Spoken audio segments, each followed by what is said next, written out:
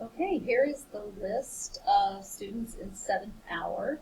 I've taken out one person because that person did not take the test on time, so they will automatically be set up for a verbal appointment with me to go over their test answers.